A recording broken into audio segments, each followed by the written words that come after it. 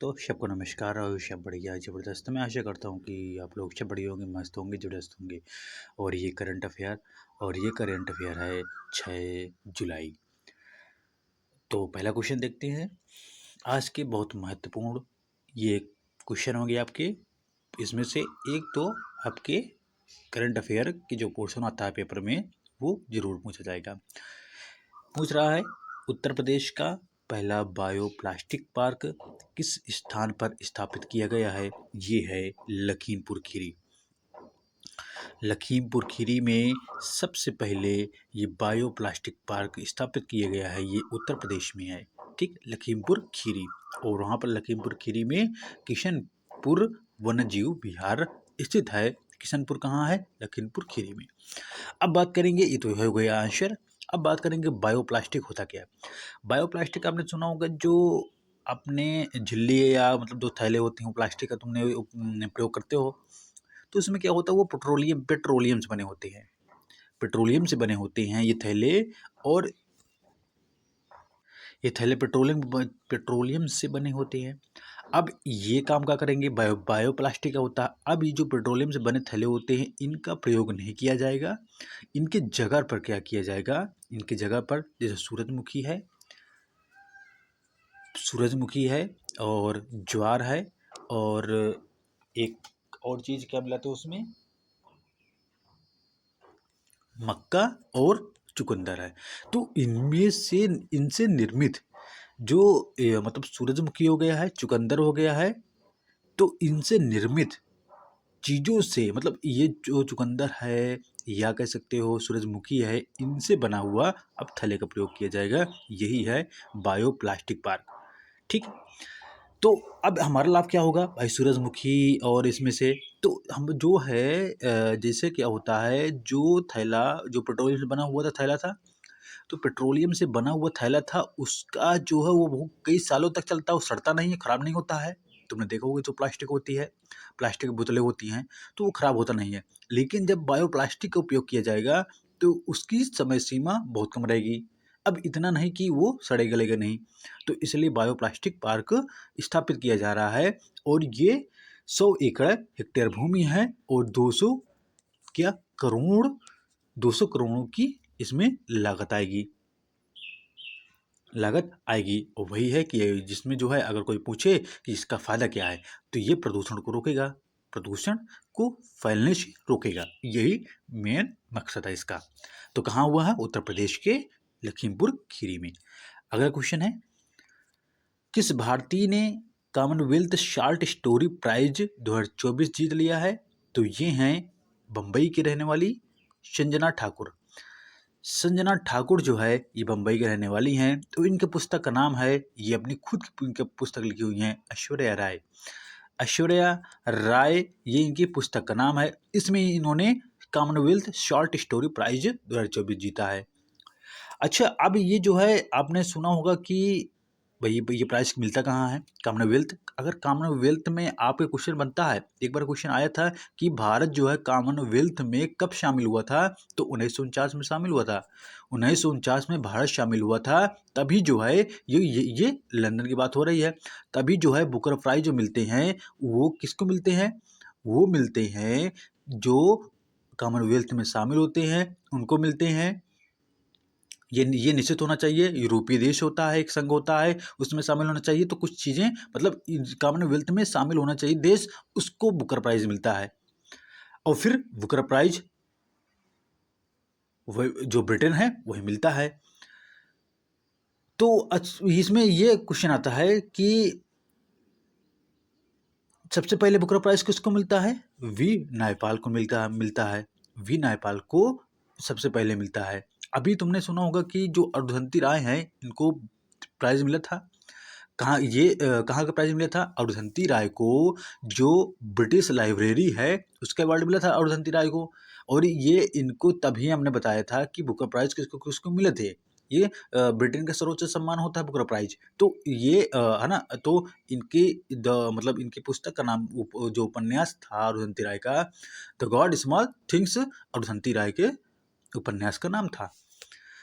तो ये हो कॉमनवेल्थ से जानकारी। अगला क्वेश्चन देखते हैं। राष्ट्रीय सांख्यिकी दिवस कब मनाया गया है? तो ये 29 जून को मनाया गया है।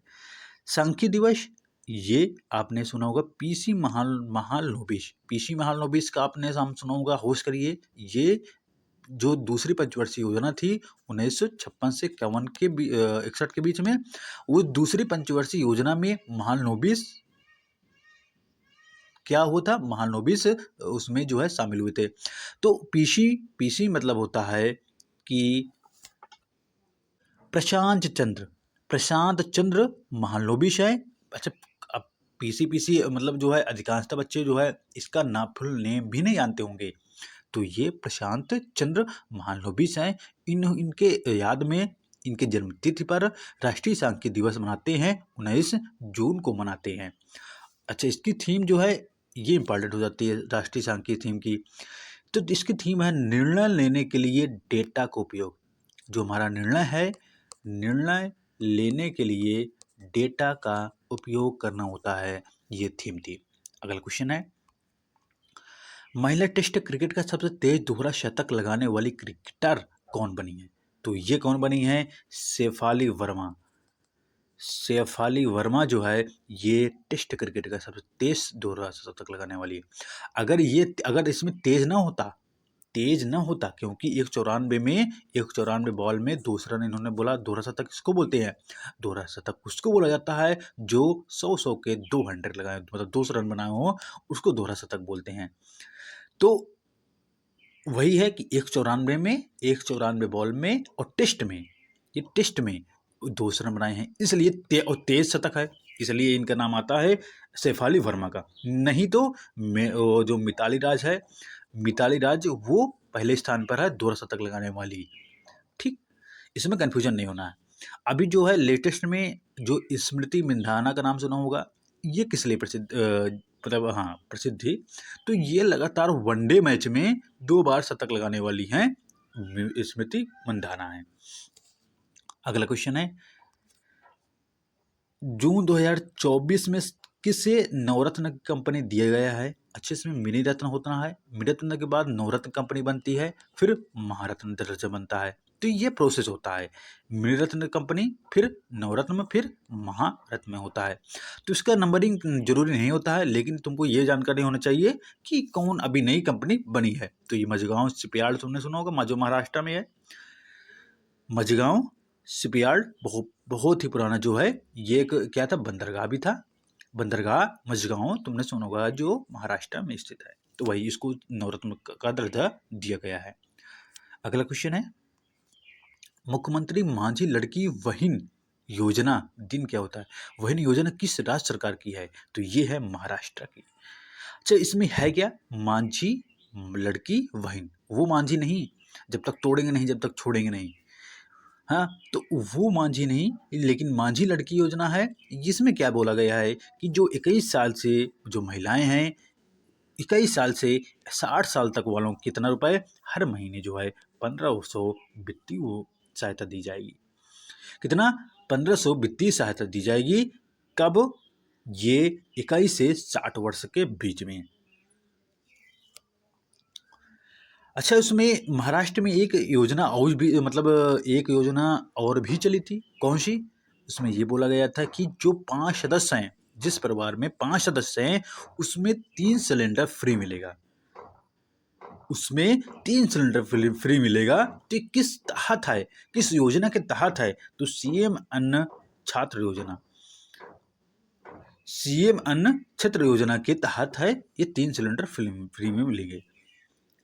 और अच्छा, ये जो है, जैसे ये आपने सुना होगा कि जो है ये मतलब महिलाओं के लिए, लेकिन सबसे पहले जो मध्य प्रदेश है, मध्य प्रदेश जो है लाडली बहन जो योजना थी, वो पहले 1000 थी, अब 1250 रुपए महिलाओं को मिलने लगा है।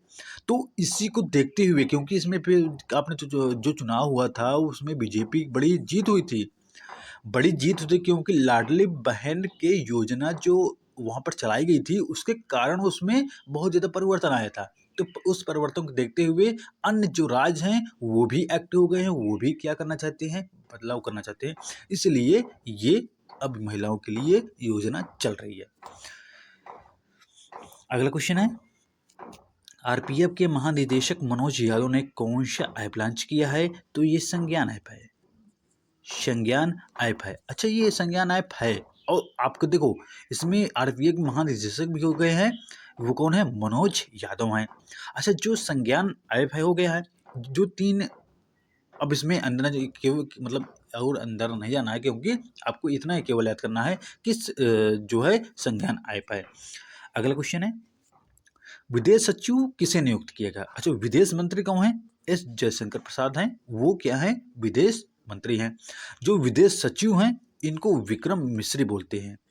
विक्रम मिश्री इनका नाम है। और ये जो विक्रम मिश्री हैं, ये तीन जो प्रधानमंत्री हैं उनके कार्यकाल पर रह चुके हैं, उनके सचिव के रूप में काम कर चुके हैं। अच्छा, अच्छा, ये अगर पूछ लिया जाए, ये तो विदेश सचिव हो गए। अगर प्रधान सचिव की बात की जाए, प्रधानमंत्री जो प्रधान सचिव होता है, पीएमओ जो ऑफिस होता था, उसकी स्थापना 1970 में होती है। तो वही जो है पीएस मिश्रा है। पीएस मिश्रा जो है वो प्रधान सचिव हैं प्रधानमंत्री के। अगला क्वेश्चन है, डीआरडीओ ने कहाँ पर अभ्यास का सफल परीक्षण किया है? तो ये कहाँ किया है? उड़ीसा तट पर। उड़ीसा तट पर जो चांदीपुर उड़ीसा है, चांदीपुर जो परीक्षण केंद्र है चांदीपुर, वहाँ से अभ्यास सफल परीक्षण किया है। इसमें क्या है, जो मतलब कोई मान लो रॉकेट है तो अपना टारगेट चुन लेता है, तो उस टारगेट को पूरा करने के लिए मतलब पूरा करेगा, उसको मारेगा, मार गिराएगा, वो टारगेट होता है। वो अभ्यास सफल परीक्षण किया। डीआरडीओ की बात करते हैं, डिफेंस रिसर्च डेवलपमेंट ऑर्गेनाइजेशन होता है। इसकी स्थापना 1958 में होती है। उसके हेडक्वार्टर नई दिल्ली है। उसके जो अध्यक्ष हैं वो शमीर वी कामत हैं। तो अभ्यास किसने कहा? चांदीपुर उड़ीसा में। और वो जो व्हीलर द्वीप है उसका नाम चेंज होकर के एपीजे अब्दुल कलाम द्वीप कर दिया गया है, वो उड़ीसा में स्थित है। अगर मैं स्टैटिक की बात करूंगा, उड़ीसा की अगर मैं स्टैटिक बात करूंगा, उड़ीसा जो महानदी का शोक बोलते हैं, उड़ीसा को बोलते हैं, मतलब महानदी को बोलते हैं उड़ीसा का शोक। उड़ीसा में बहुत सी जैसे जगन्नाथ मंदिर है, कोणार्क मंदिर है, सूर्य मंदिर है, नरसिंहवर्मन ने जो बनवाया था, इसको ब्लैक पैगोडा के नाम से जानते हैं। उड़ीसा में सिमलीपाल और सतकोशिया राष्ट्रीय उद्यान है। सिमलीपाल सतकोशिया हो गया, और वहाँ पर चलो ठीक, इतना हो गया। अब आगे देखते हैं, अगला क्वेश्चन है, भारत का सबसे वैल्यूएबल ब्रांड कौन सा है?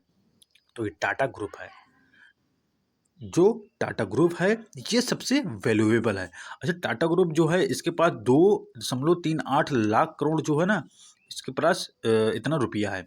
अच्छा, इसमें जो है अभी तुमने सुना होगा कि जो आईसीआईसी बैंक है वो $10 बिलियन प्राप्त, मतलब उसका टारगेट पूरा करने वाली ये 6वीं कंपनी बन गई है।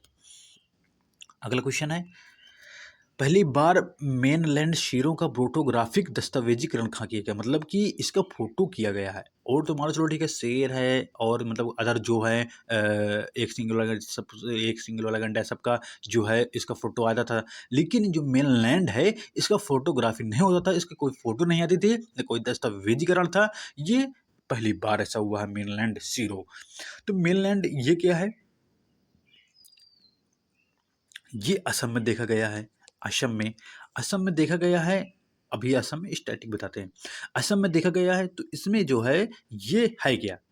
ये है बकरी जो होती है और हिरन। बकरी और हिरन का जो संकर बीज होता है, संकर समझ लो, मतलब दोनों का संकर है, बकरी के साइज का और हिरन के साइज का रहेगा, दोनों का मिक्स रहेगा, उसको संकर बोलते हैं। तो उस तरह वो दिखता है। तो इसलिए मेनलैंड सीरो का मतलब मेनलैंड उसको बोलते हैं, तो असम में पाया जाता है और ये एक स्तनधारी है। तो असम राज्य में है मेनलैंड स्तनधारी। अच्छा, इसमें जो है अगर मैं असम की बात करता हूँ, डिब्रू सैखोवा आपने सुना होगा, असम में है। अच्छा, जो तेल खोज हुई थी वो डिब्रूगढ़ में हुआ था, वो असम राज्य में हुआ था। और अच्छा, भारत में जो है तेल के लिए जाना जाते हैं, जैसा असम असम में जो है 2-3 है। डिब्रूगढ़ हो गया है सबसे पहले, डिब्रू सैखोवा, ठीक है, वहाँ पर जो है तेल खोज हुई थी ना। और वहाँ पर नामेरी क्या नाम है उसका, दिमाग में नहीं आ रहा है तो एक और तेल खोज है वहाँ पर जो है, हाँ, नूनामाटी। नूनामाटी जो है ये असम में है, इस तेल के लिए जाना जाता है। ये क्वेश्चन पेपर में आ चुका है नूनामाटी। ये असम में स्थित है। अच्छा, जो अंकलेश्वर है ये गुजरात में स्थित है। ये बहुत पुराना मतलब ये क्षेत्र पाया जाता है। और बॉम्बे हाई कहाँ, महाराष्ट्र में है, और ये दूसरे नंबर पर है। मतलब कि असम डिब्रूगढ़ सबसे पहले हुआ था, लेकिन सबसे तेल ज़्यादा जो है अब ये असम होता है। उसके बाद जो है ये अंकलेश्वर है ये जगह पहुँच लेता है। अंकलेश्वर जो है किस लिए जाना जाता है, ये तेल के लिए जाना जाता है। बॉम्बे हाई है असम में, डिब्रूगढ़ है।